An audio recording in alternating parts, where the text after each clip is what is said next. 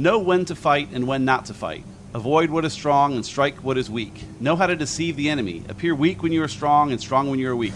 Know your strengths and weaknesses. If you know the enemy and know yourself, you need not fear the result of 100 battles. That was a bit from The Art of War by Sun Tzu, and today to discuss it with me is Moira Vetter. So Moira, welcome to the show. Thank you so much. Good to be with you this morning. Tell folks a little bit about yourself. Yeah, so I am the founder and CEO of Moto Agency, and we are a full-service B2B agency here in Atlanta, Georgia.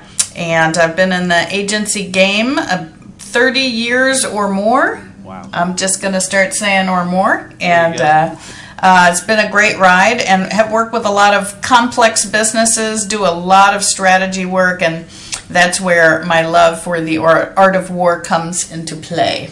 Gotcha. I'm anxious to hear more about that because, this is one you picked. You don't strike me as an art of war kind of person. You're always pleasant and nice, and I kind of see the opposite there of the get them and hit them where it hurts kind of stuff that the art of war talks about. But you picked this book, so why don't you lead off and kind of tell us why you chose this and why your copy of it is so tattered from you going through it so often. So. Yes. I think the hidden wisdom that nobody takes away, or maybe that people don't assume is there because of the title, is that the greatest battles never have to be fought, right? That people understand the battlefield or the situations they find themselves in. I first fell in love with the art of war because of the title, and I am one of these people. I do judge a book by its cover and by its title, and I do not read a whole lot of books because I don't like the title and the cover. But what I love about the art of war is it takes two very passionate, very powerful words that you don't expect to see together and puts them together. The whole idea of war, which is a horrifying thing, a strategy thing, a seemingly impossible to eradicate thing, and bringing it together with a phrase like art is just, and maybe this is the interpreters, maybe this is the translators over the years, but that's one of the things that fascinates me about the book. I was, of course, we were preparing, and as you said, my copy has been through water, and it is wrinkled, and it has every kind of note and highlighting and stuff in here. But the one of the things that I took aside, and there are a lot of translations of Sun Tzu's treatises. They are very brief. They're very short, which is one of the things I love. They don't have to be long to be good. But in my particular translation that I have here, it says that The Art of War was written around 500 BC, and it's the oldest military treatise in the world. And 25 centuries later, there's so much that is still relevant in it. And I think that's one of the things that I love. I am a big fan of evergreen things. There's so much about humanity that is ever present, and there's a lot of people that want to read the latest, greatest book on a trend from the last month that just came out. And I like to read the books from 25 centuries ago that are still true because there's just so much wisdom in some of those. Gotcha. Well said, yeah. Yeah, one of the latest books I read is Gary Vaynerchuk's new one, which is very much today's trends, like exactly where, it's not going to age very well, whereas, this book clearly, 25 centuries later, is still aged quite well. So, Yep. Fantastic. So, a lot of this, again, it's talking about war, but there's ways to apply it to business. What are some of the lessons you've taken out to use from the book for Moto? Well, let me talk, and I don't even know if it's Moto so much as it's been my life, but one thing I'll say, anyone that is a strategic person should have read this book if they have not.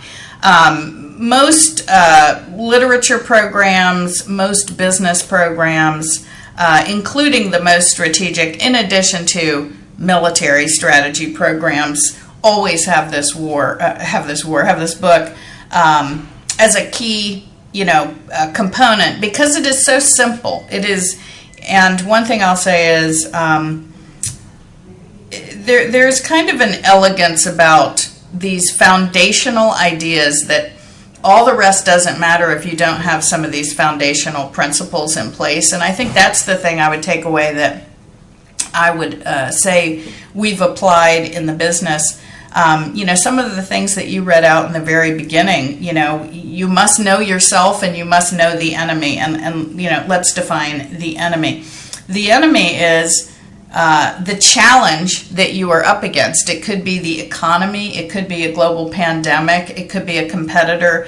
Sometimes the enemy is you, right? Sometimes the enemy is yourself. You're failing to move forward and to take on change. And so, if nobody even reads the book, the idea of being prepared and honest with yourself about your strengths and weaknesses, and the same with the people that you engage and encounter, which is something that many people never ever do in their whole life. They're never honest with themselves about who they are and what they're good at and what they're not, and the people they surround themselves with, right? What they're good at and what they're not. So, that is like the most basic principle, and that's why that's evergreen, because it doesn't matter what time you're from.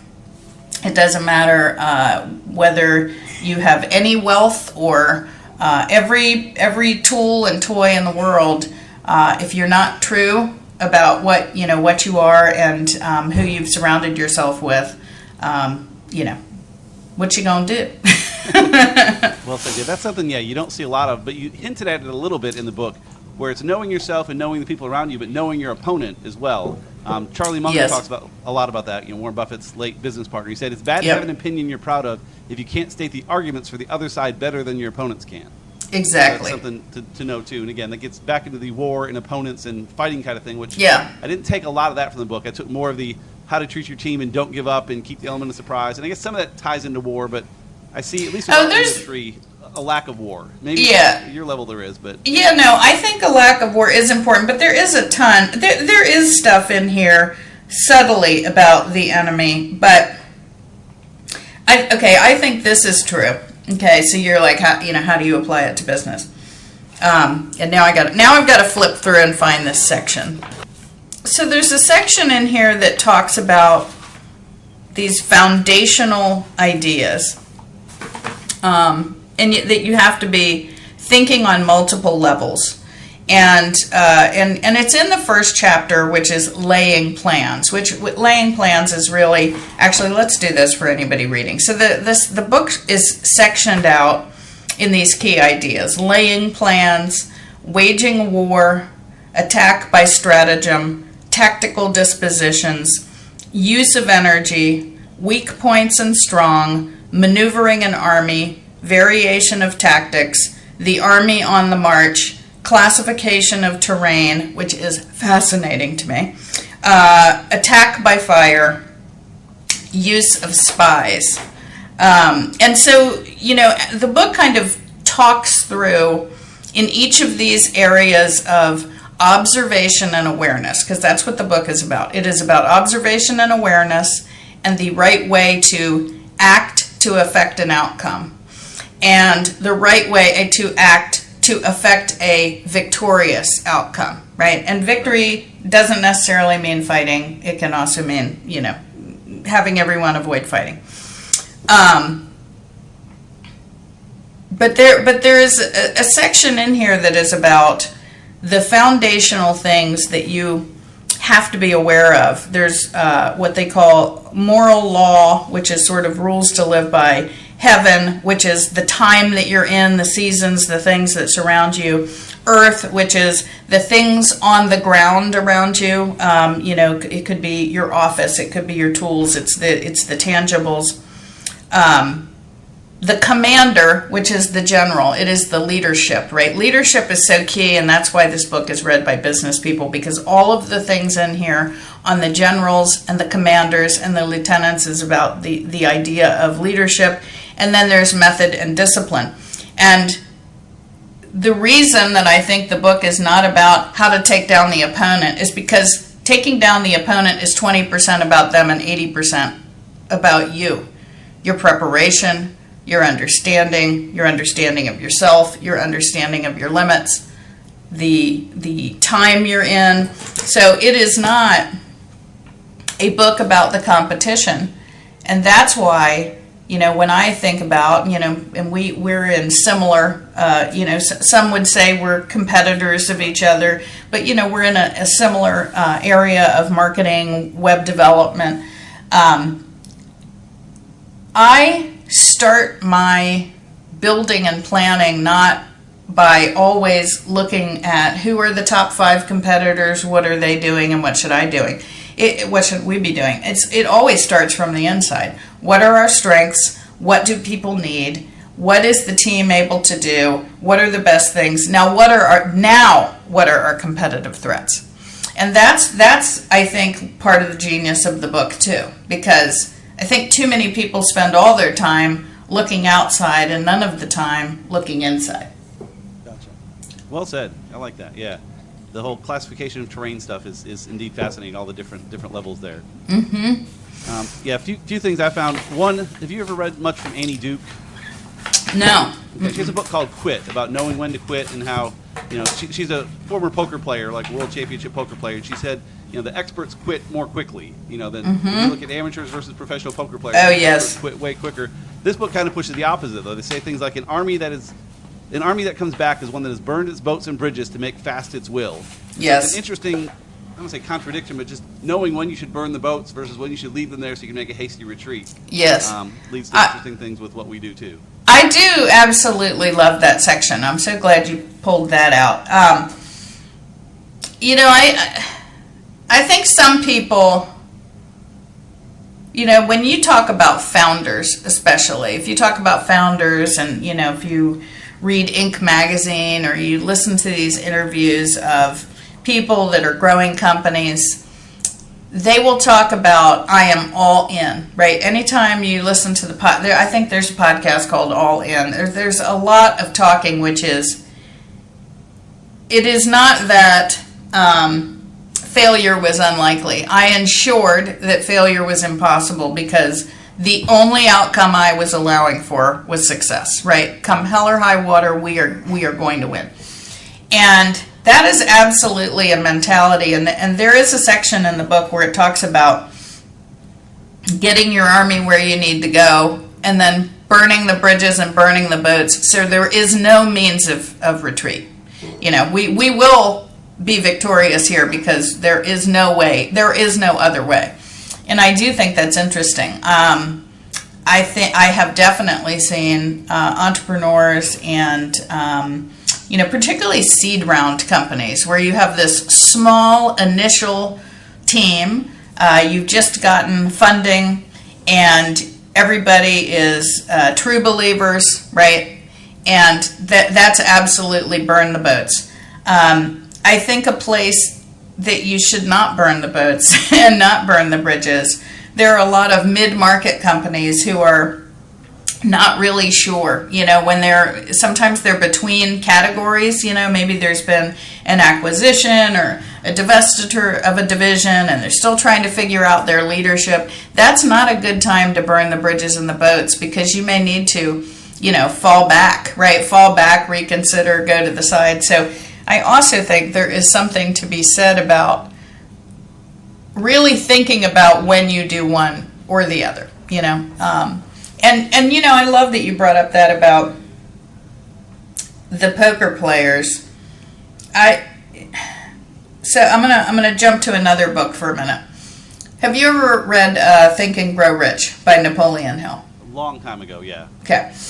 One of the things about Napoleon Hill's book and maybe the Bible and some other books, you could talk to people and one person could say, well, they said to take road A, and another person reads the book and they hear that it said to take road B, right? And you can take away from it whatever you needed to take away from the book, but it inspired you or it gave you wisdom. And it was interesting. I think both the idea of get out if you're not going to win is in the book, as well as,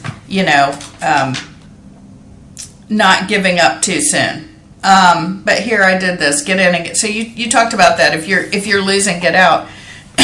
In war, then let your great object be victory, not lengthy campaigns. Thus it may be known that the leader of armies is the arbiter of the people's fate, the man on whom depends whether the nation shall be in peace or peril. There is a lot about striking quickly and not dragging things out forever. In order to kill the enemy, men must be roused to anger. Then there may be advantage from defeating the enemy. They must have their rewards. And I love this idea of no participation trophies here. Therefore, in chariot fighting, when 10 or more chariots have been taken, those should be rewarded who took the first. Right? This whole idea of who was willing to be the first in line, the first over the hill, particularly if urgency is of importance. There's so many, your point about, there's the thing about getting out, but there's the thing about getting in, right? I think that is the whole notion of time, right? Time is definitely something that goes through here. And there are a lot of comments on it in my version of this, because again, someone after Sun Tzu took his principles of battle, which were very short, and translated them in different languages. And then over the ages, people have done different translations. I think we certainly see it in things like again, and I'm referencing the Bible. It is centuries and centuries old. Any of these older texts where you'll have new people that do new translations, and they say, I'm not sure that's exactly what they meant, in this section. But there's a lot of call-outs, and this whole idea, not only of getting it over with, right, quickly, if you're not going to win, but not to let delay in getting in there, which is in section 2 on waging war. Thus, though we have heard of stupid haste in war, cleverness has never been associated with long delays. There is no instance of a country having been benefited from prolonged warfare. This whole idea of, you hear this in business that, now I'm going to get the quote wrong. There's a quote about making decisions. What is the quote? Making decisions slowly, but then not coming off of it, versus making decisions quickly and changing them continuously, right? Yep. I think there's an aspect, there's even a quote in here. I wonder what the chances are that I'd find it. Here. Once war is declared, the great general strikes immediately without waiting until every last detail is taken care of. This may seem audacious device, but all the great strategists from Julius Caesar to Hitler realized that time is of vital importance. Too little, too late was not one of their mottos. And there is a lot in all of the translations, because it is really intended to be a military text, where they do comparisons to Napoleon, to Caesar, to, horrific people like Hitler. But, these are all people that were constantly strategizing movements, conquests, I think business is a conquest. It is methodical. You can't do any of it without the people. I mean, that's why there is so much psychology in this book, because war, yes, is about your munitions, but without your army, without the people that you are representing, you don't have a leadership. And so it is very psychological. You talked about the battered state of this book. I have read it many times flying across country, Nice.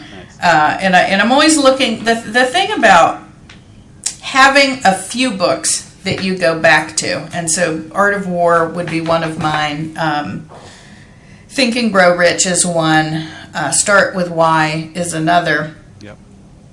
Instead of reading a book a day, I read the same books over and over, trying to go deeper into the content and trying to find new aspects of applying subject matter, because when you read a book, you're in one place.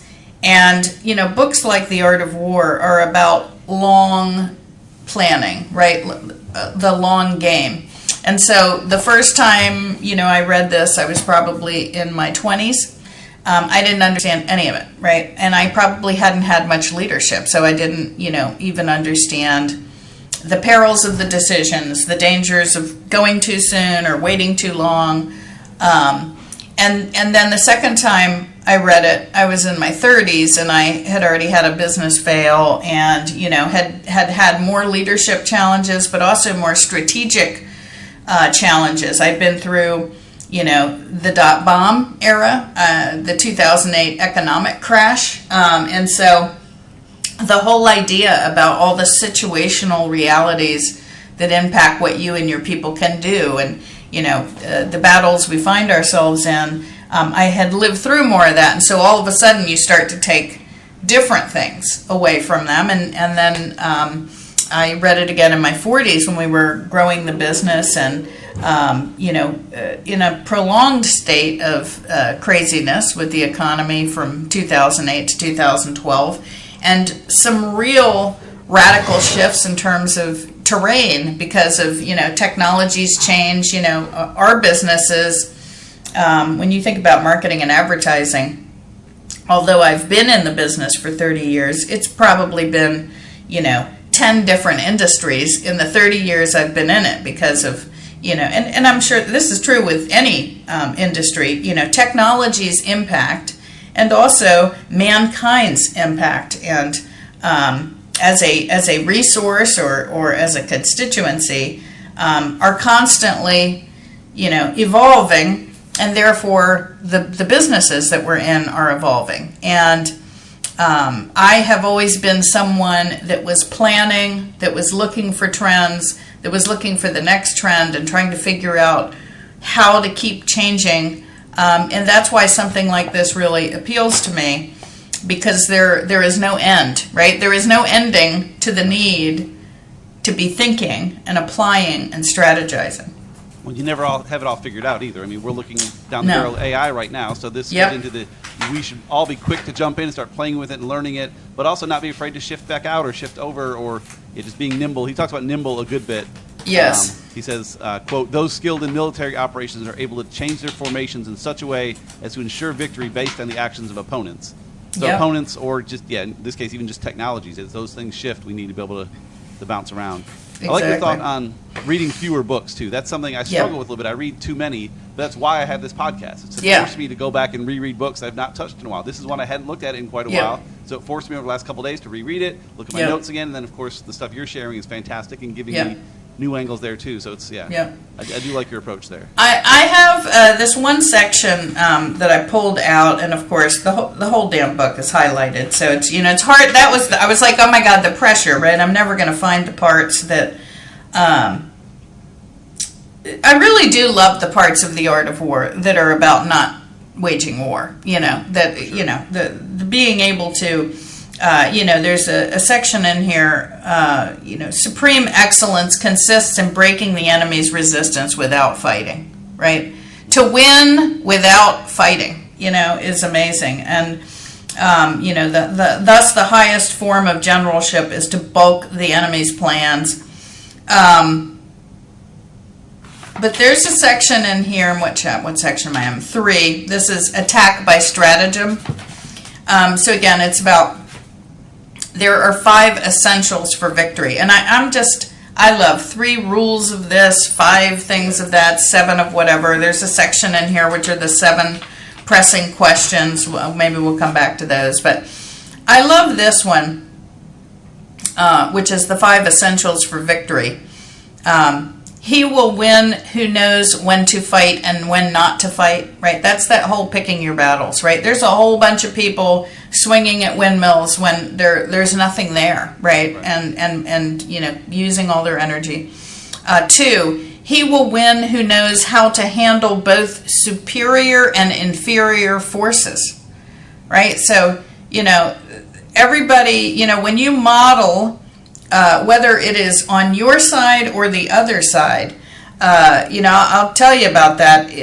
When people build strategies around the perfect definitions of all of the people. Like, let's say on our side, sometimes you have a more junior group of people, right? And you don't have as much experience. And so you have to think about how to assemble them and prepare them and organize them differently. And the same on the other side.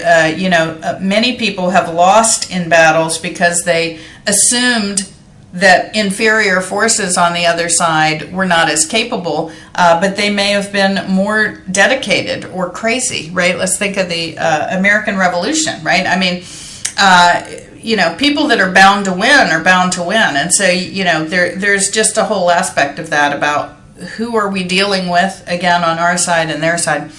Number 3, he will win whose army is animated by the same spirit throughout all ranks.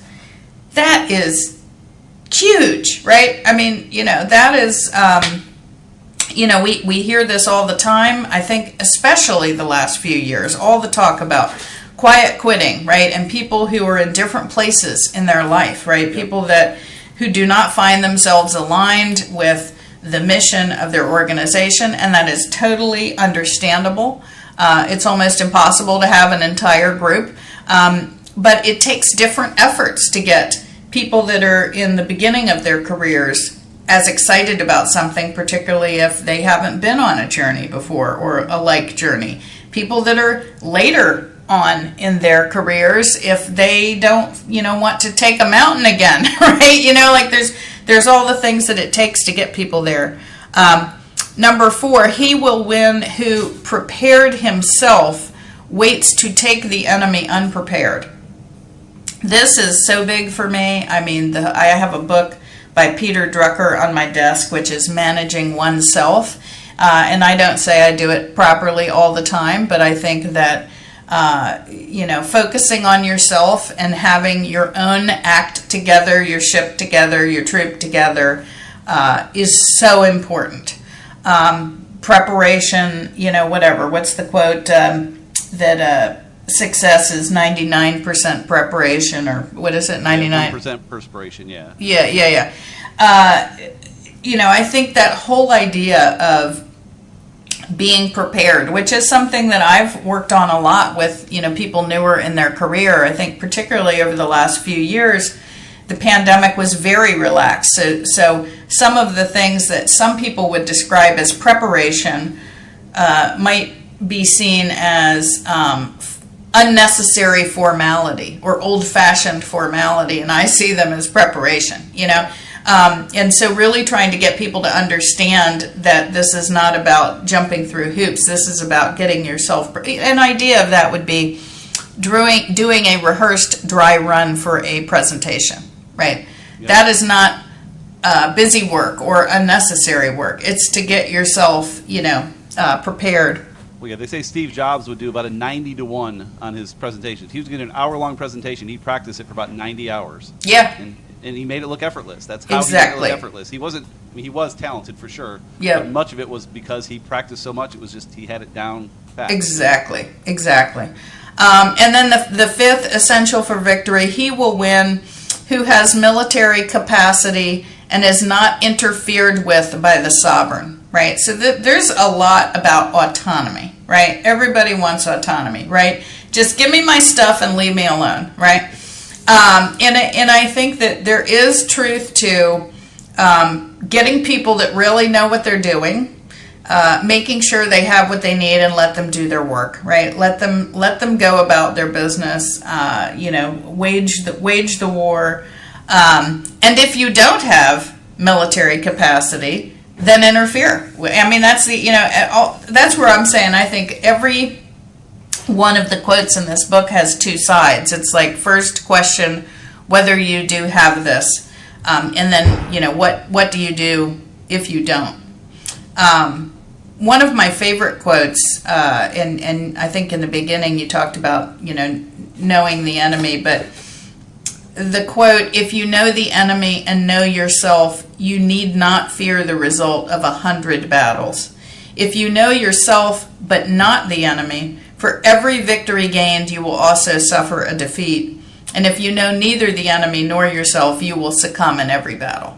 Yeah. You know, that's that whole, like, and this is my problem with this book. Every time I read one, I'm like, that's the best quote in the book, Yeah. right? That's It's such a short book, like you said. The whole thing, the highlight is all just quotes, almost. Yeah. It is, but they're really timeless. I mean, again, and for those that are peaceful people, and to your point, I try not to go through life really happy, positive, and empowering everybody, but I do so with the understanding that time is not unlimited, resources are not unlimited, and I'm trying to affect change and a result and a win, you know, and people that understand that happens through intention will probably like a lot of this book, and I think you can take things out like you can change the phrase enemy to the other guy, right? And you can take out war to the challenge, right? Or the game, right? There's a lot. Again, this is a book about psychology. It's about the psychology of winning and preparing to always win, which I think is a great thing to do. Well said. So yeah, we're about out of time here. There's one more quote you reminded me of earlier. I want to kind of end on that, about treating your people right to get them to follow. And he says, quote, "When one treats people with benevolence, justice, and righteousness, and reposes confidence in them, the army will be united in mind, and all will be happy to serve their leaders." So yeah, just getting people on the same page is kind of a great way to go. So, Moira, this 100%. has been fantastic. How can people find you and learn more about you and what you do? Yes. Well, if you'd like us to apply these wonderful strategies and more to complex business, you can find us at motomotoagency.com and at Moto Agency on all of the various channels. And, you know, we love to talk to mid-size and leading businesses, businesses that are very complex. And that's why we got a bunch of strategic thinkers around here always thinking about that. Awesome. That's fantastic. I'll put those links in the show notes so people can find you there. Thank you so much for your time. I appreciate it. This has been fantastic. Absolutely.